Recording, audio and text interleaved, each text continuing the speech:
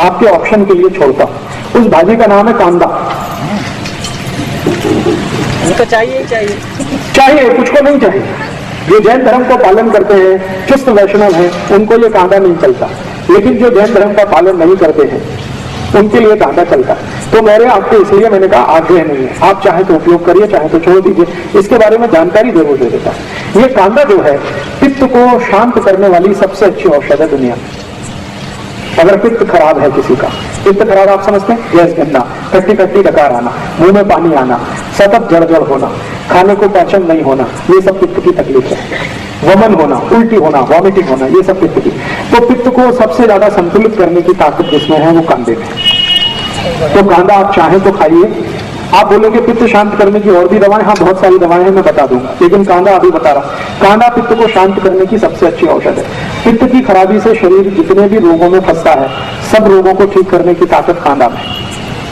जैसे गर्मी है और गर्मी में सन स्ट्रोक हो गया, लू लग गई आपको, और लू के बाद आपको बहुत कुछ तकलीफ आने वाली है, वो सभी रोगों में कांदा आपके लिए उपयोगी है, सभी रोगों में लू लगने के बाद।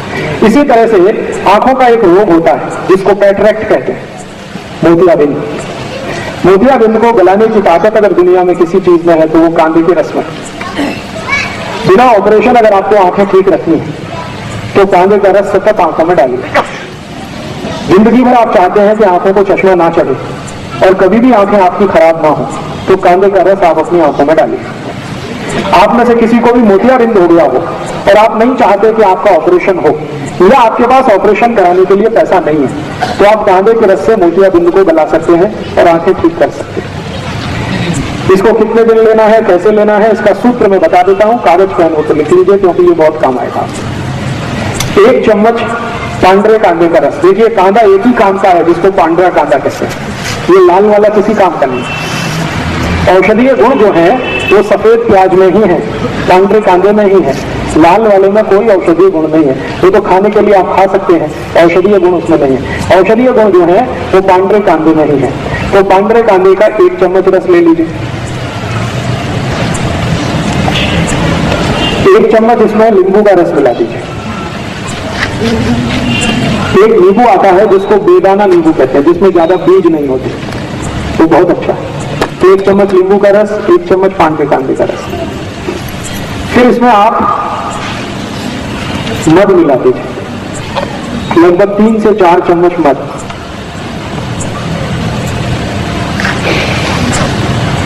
और इसी में 1 चम्मच गुलाब जल मिला दीजिए।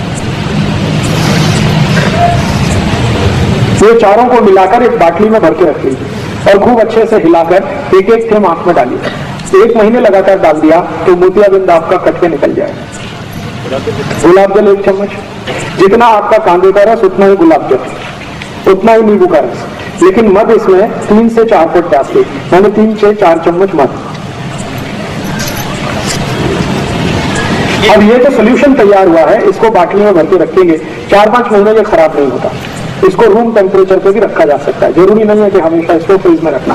खाली सीधे रूम टेम्परेचर पे रख के रात में सोते समय 1-1, 2-2 थेम आंख में डालते रहिए। 1-1.25 महीने के बाद आपका मोतियाबिंद खत्म कर देगा।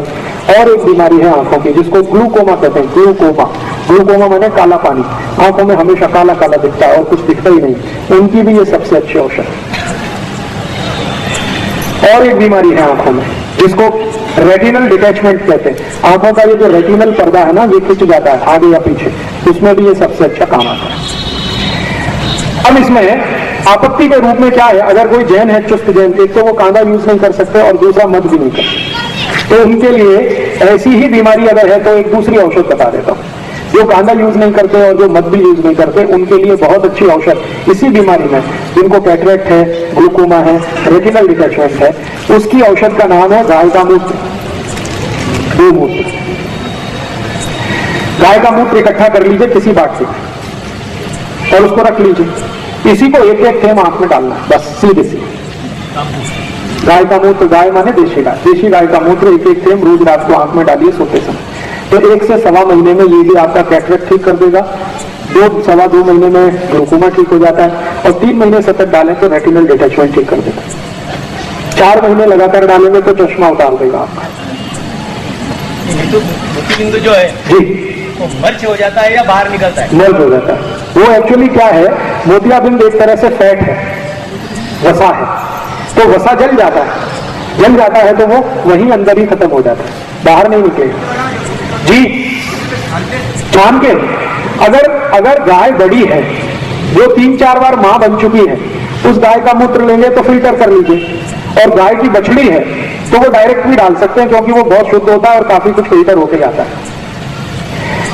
आंखों के रोग में मैंने इससे अच्छी कोई औषध अभी तक नहीं देखी, गोमूत्र से अच्छी, एकदम tax free, cost free, side effect नहीं है और एक्सपायरी डेट कुछ भी नहीं।